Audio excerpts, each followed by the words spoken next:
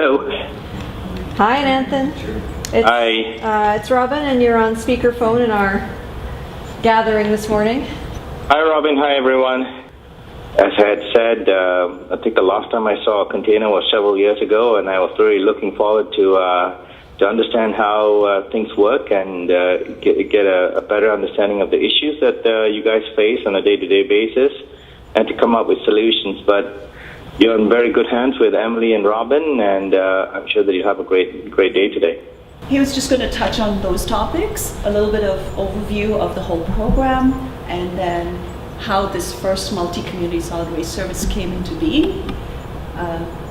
What's behind, how it actually eventually succeeded in becoming a program, and then what are the things we're looking forward to. Most of you have seen this map before. This was from a study of 16 coastal communities who share the same problem, mostly on islands, mostly without roads, and having in need of an alternative to either burning or dumping. So that study by an engineering company called Dillon essentially made 3 recommendations: stop burning, stop dumping, and then barge the waste to a regional landfill.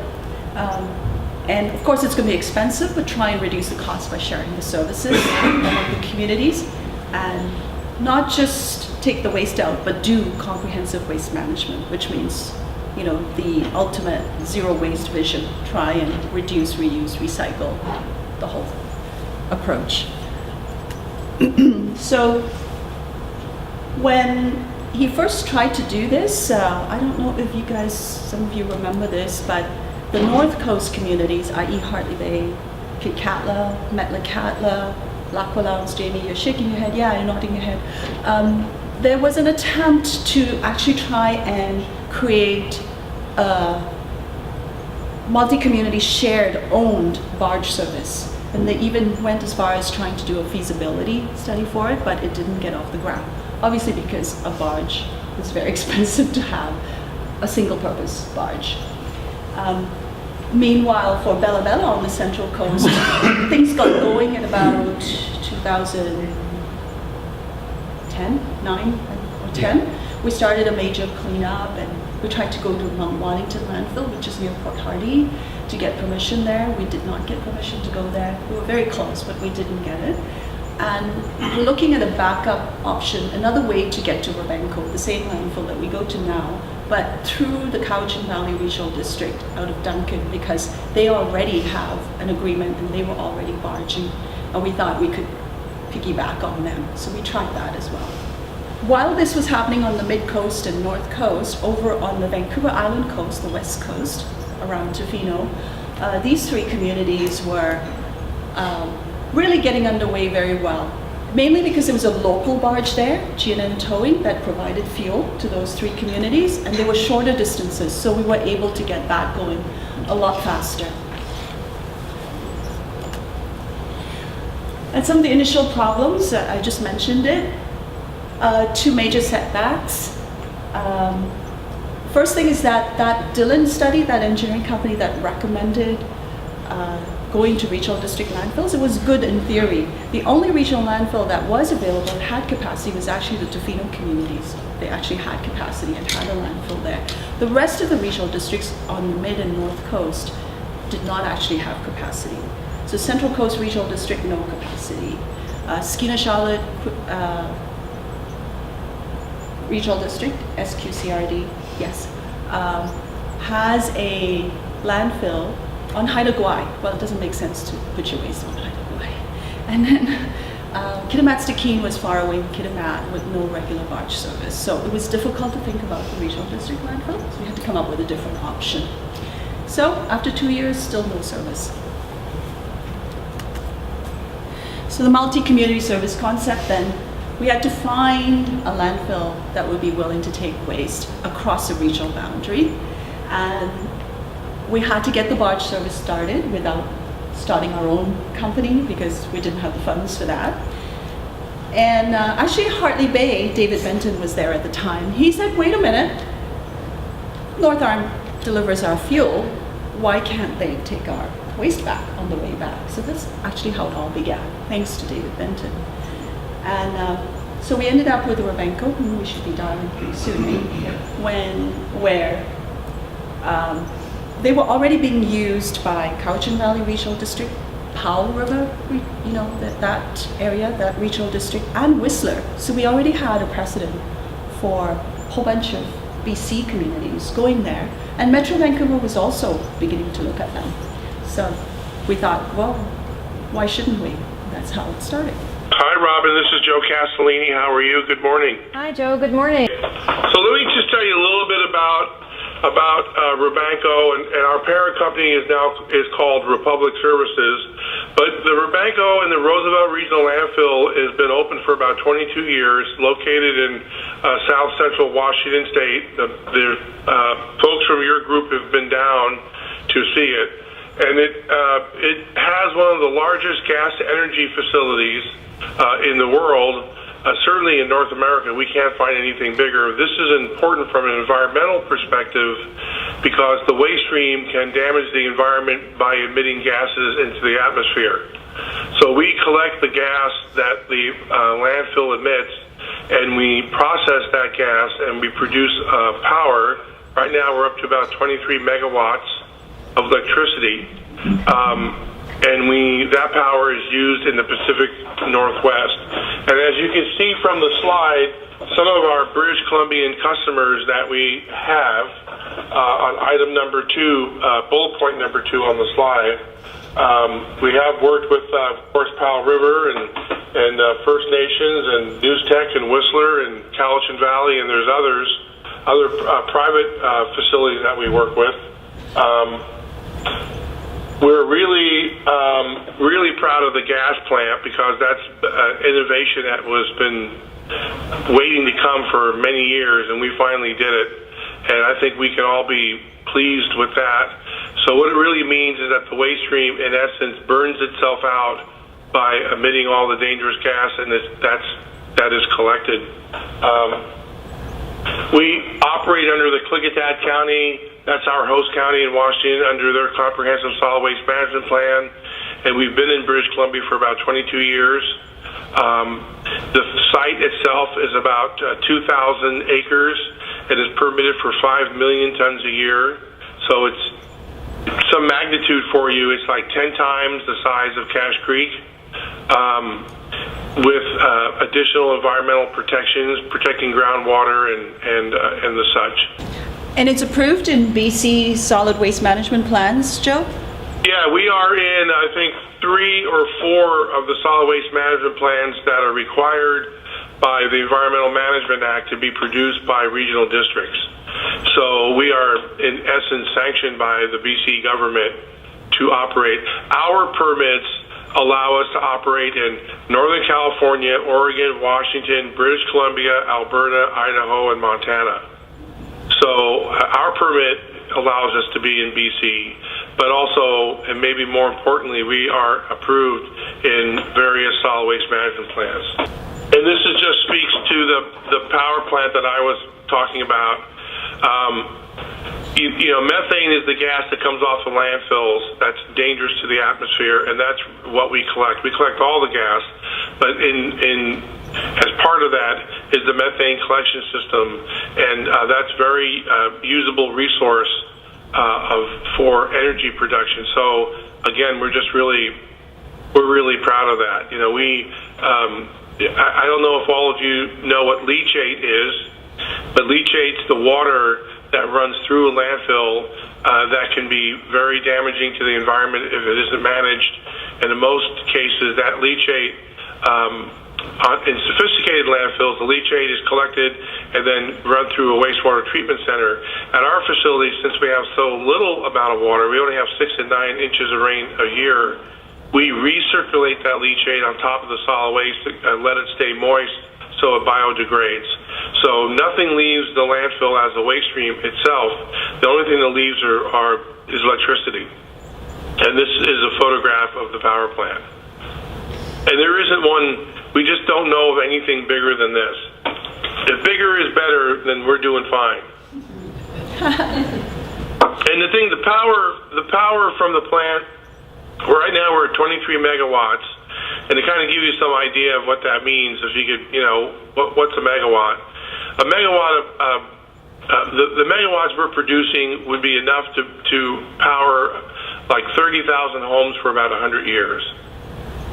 It's a lot of power, and it's considered to be green energy credit. So we're really pleased with that. This is the transportation network. So Roosevelt is the big red triangle towards the bottom of the map. That's where Roosevelt is. And the yellow lines represent the Burlington Northern Rail System, which we are on. And we service our customers by running them, the trucks and the containers, through intermodals similar to the one in Surrey. Now, I think some of you have been to Surrey, perhaps not everyone. But that's an intermodal yard, and we have 12 of those throughout the Northwest.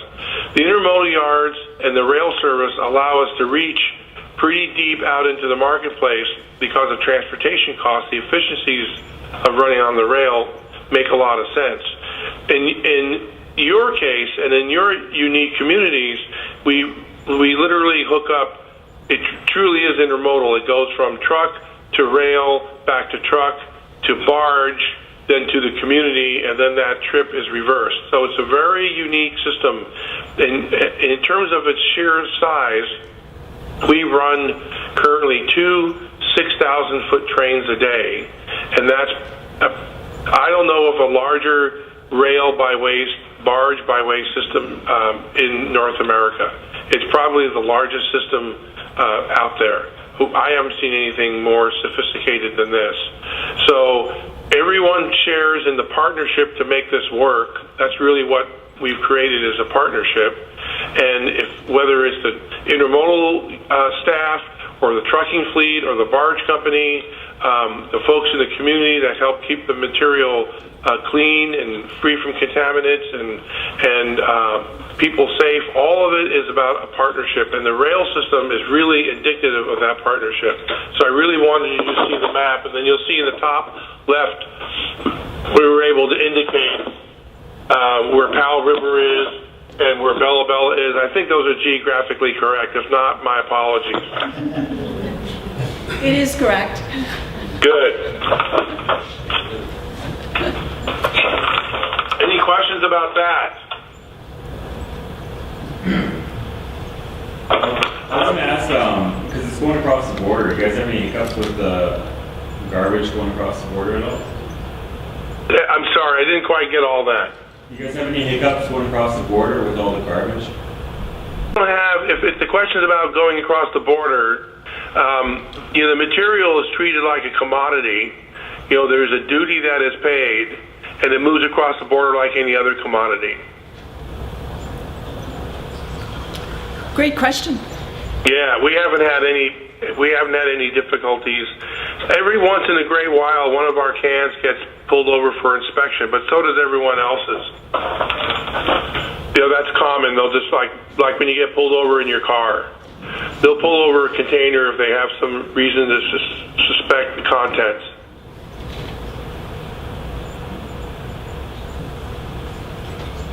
Any other questions?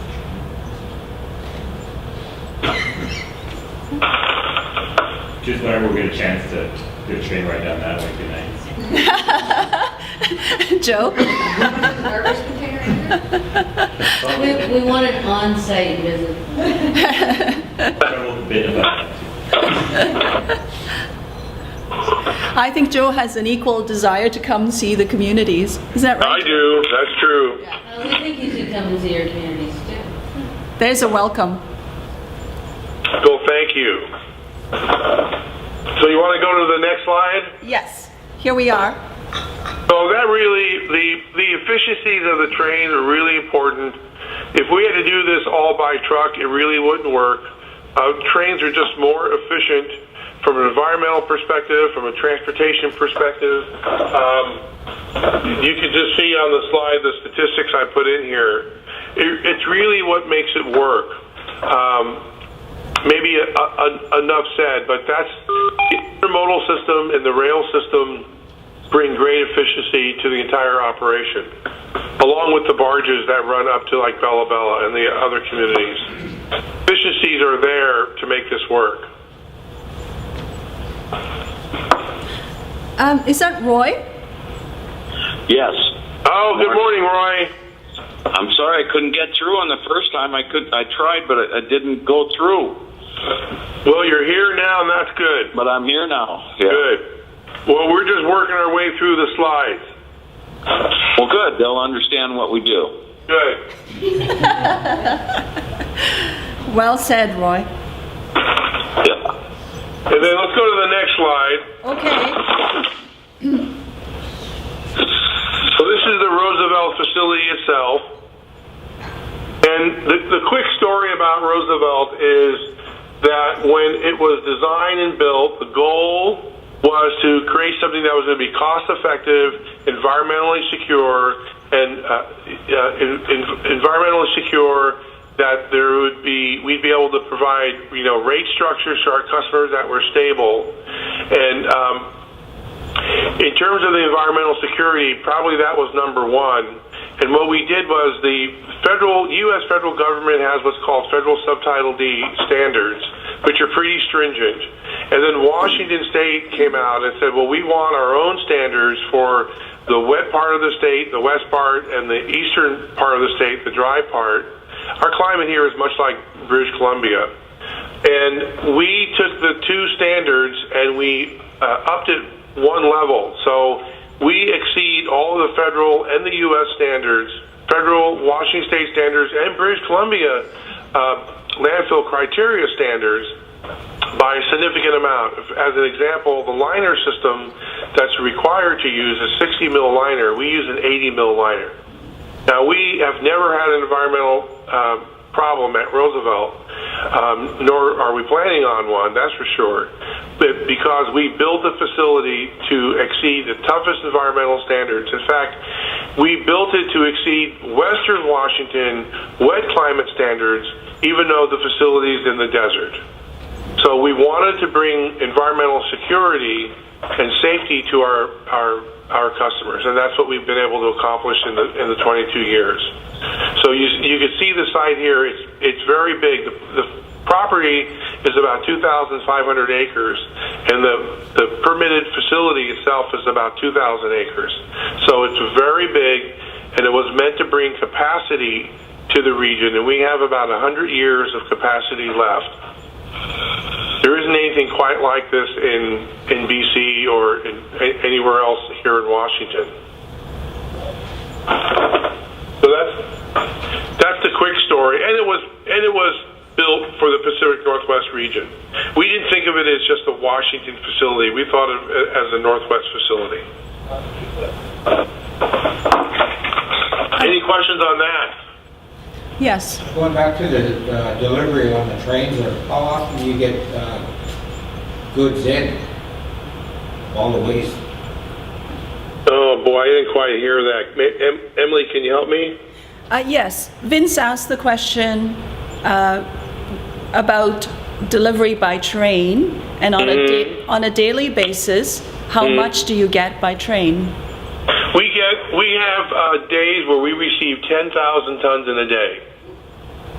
We have days where we have 300 containers come into our facility. That's not particularly rare. So it's a really big operation. So if you look at the containers that you have in your community, the big 48-footers, when you use those, we handle up to 300 a day.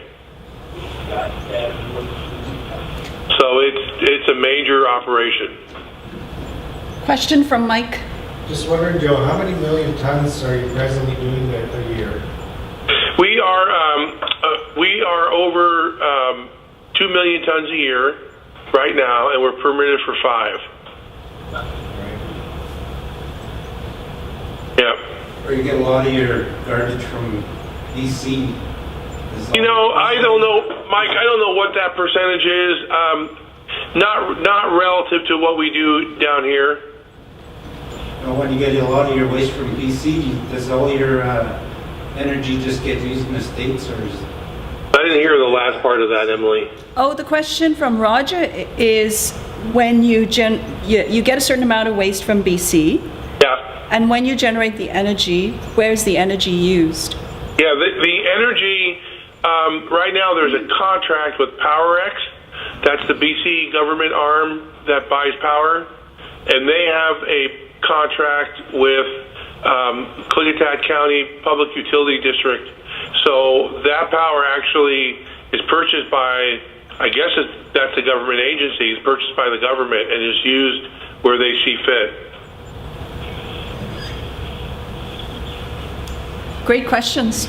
Yeah. Joe, isn't the way that the power is captured on site and distributed, there's a story also of partnership with the local government, isn't there? There is. The power plant is owned and operated by the Public Utility District. It's on our property, but that was how the partnership was created. All of this was about creating partnerships. But they actually control the power. We feed them the power from the landfill, which we want to do. We feed them the gas, and then they clean it and they burn it in turbines, and then they have a transmission grid right there, and they put the electrons back out on the marketplace. And how that is bought and sold, I don't really understand that. That's a whole nother industry. So like I said earlier with all of our groups, the success in this is due to the partnerships. Can I go to the next slide? Yeah, let's do it. Okay. So what I was wanting to show here is that if you look at the collective environment that we're in, which this illustrates, and then the commodities that move, where they move to, you see that there's a lot of crisscrossing here of material that is either shipped overseas or shipped across the border and the such. Now, if you go to the very next slide. Yes. Geographic boundaries between Canada and the U.S. My point that I was trying to make in here is that the movement of material like we're doing together is how the entire waste stream moves now. And that's due to sophisticated recycling markets. If you think about recyclables that are collected on Vancouver Island, for instance, well, those are all, for all intents and purposes, all of it is shipped off island, probably to an export market. So this transboundary movement of material is very common, and in fact, it's helped us to be successful in developing these markets. If we truly had to keep everything at home, we wouldn't have the kinds of recycling rates or diversion rates that we enjoy today. You couldn't get there. So we are all dependent on various markets that are either out of region or within region. But really, almost none of it anymore stays at home. It just doesn't happen. The further you go into the waste stream to pull material out, probably the further away the market will be for that finished product. So this is, what we're doing is sophisticated in the sense that this is really how the industry in today's market really works. Our venture together is a sophisticated idea. And I just wanted to show how other commodities are moving in and out of the region. And we're partaking in that process. I always find this to be the most exciting slide. We have a question. Yeah, so does this mean you're taking recyclables out of your landfill and planning on recycling them?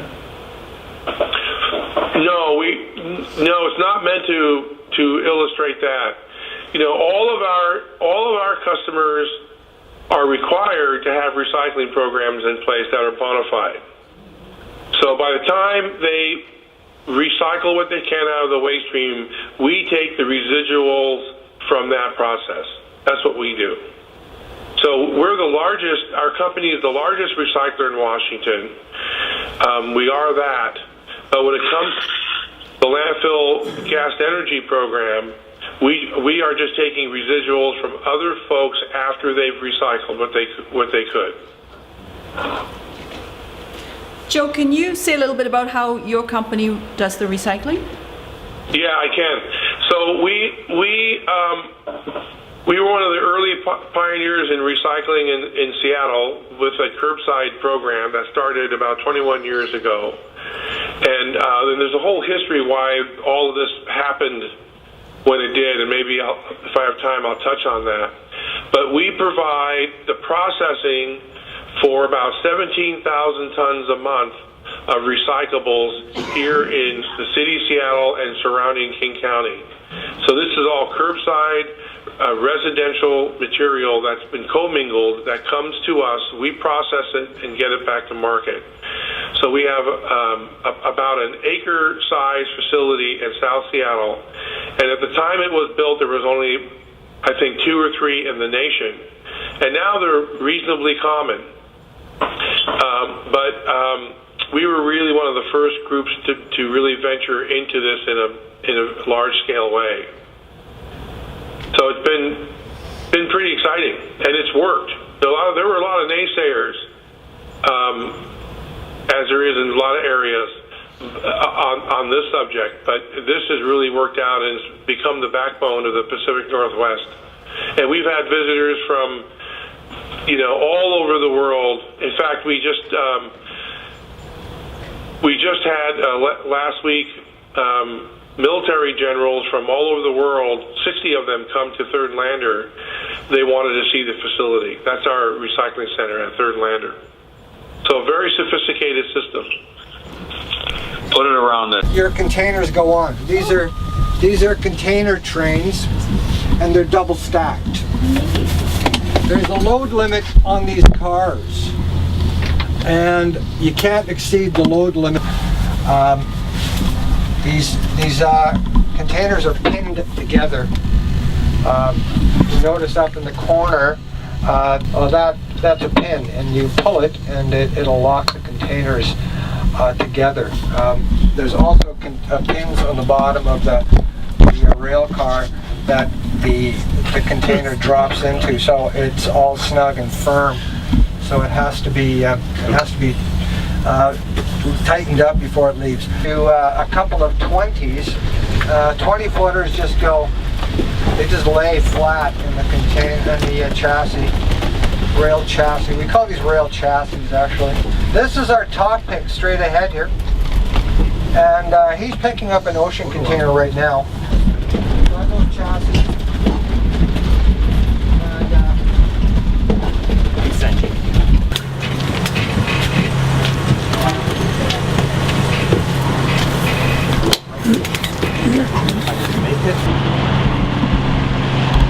These are ocean containers. The process is exactly the same as when your containers come in. These guys, your containers come in on those chassis, that type of a chassis. It's taken down to the rail car, taken off by that machine, put into the rail car, and then empty will be taken off. Usually they'll take an empty off of the next rail car in the series. So the next ones that'll come in will be put in there. What's always important with these things is that they're not overweight and they're not too heavy on one end. So they have to be evenly loaded. Usually we receive about 27 metric tons in a container. So, or 27 tons I should say, sorry, short tons. Containers come in here and they're way too heavy. We can't lift them off. So they're just sent back. That machine can lift about 70,000 pounds. And we've had containers coming in from the villages that exceed that by 40,000, 50,000 pounds. Also, there's other issues that come up, that aren't anything to do with you folks, but it's the amount of containers on the market. there's only X amount of containers available to us that come up from the United States. So, and sometimes they have to be reallocated to different areas. So that's one of the things. North Arm Transportation, do they take these bins to you? Deliver them here? North Arm has a carrier pick them up here and they bring them back to us. Okay, because they come into the villages once a month. Yes. So that's what the hold up is for you. They don't have proper facilities up there, so they send it down to the States. It becomes special waste, and they'll put it into landfill down there. Wow, it would be great fertilizer, I suppose. Yeah. Well, there was.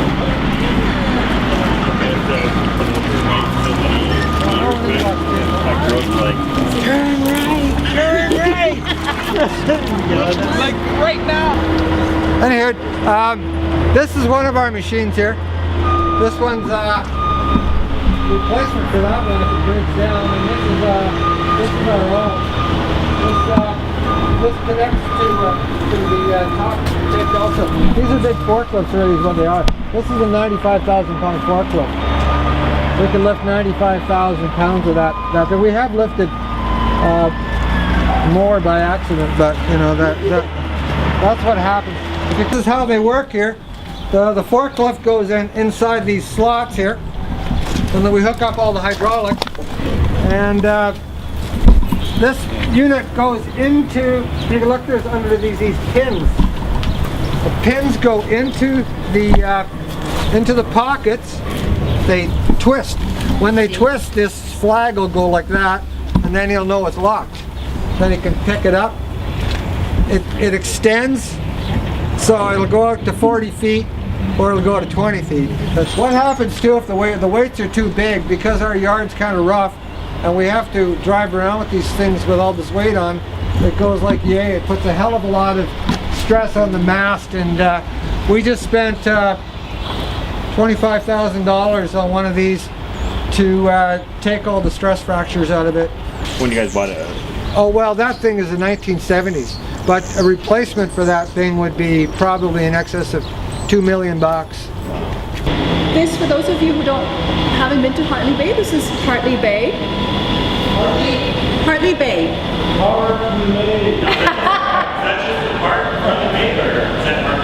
That's Hartley Bay. That's it. How many homes, Molly? 45 homes. 45 homes. How many people altogether? 167 people? Okay.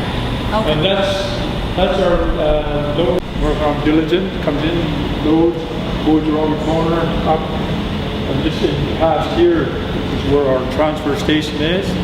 But that's just it. Early days. We've got an updated photo. There's a big difference There it is. today than there is with this picture when we first changed it to recycle. Most of the cardboard that Wally is collecting, people are just putting out with their trash bags, and he's separating it and putting it into the recycling bin instead of the waste bin. That picture was actually taken at the manufacturer's yard. It's on a trailer in the community. Yeah. it hits us off to like the truck they have on the bards. Just a question. Do you top load the trailers with waste from that platform? Yeah, the hatches.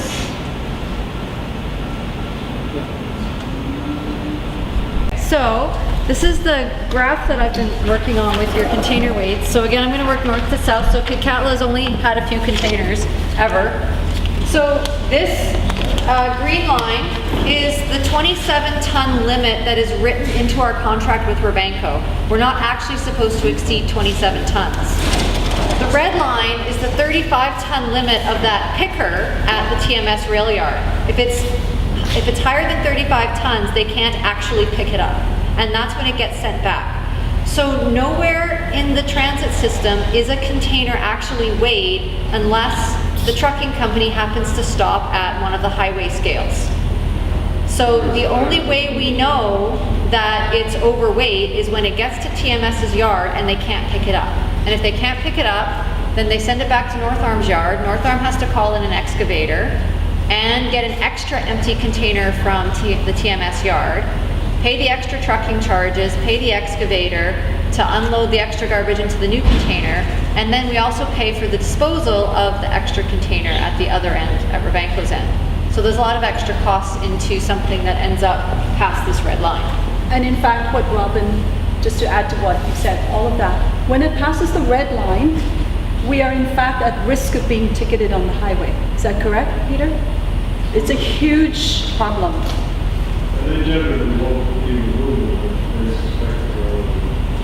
Yeah. And we also run into, at that point, broken trailer parts, right?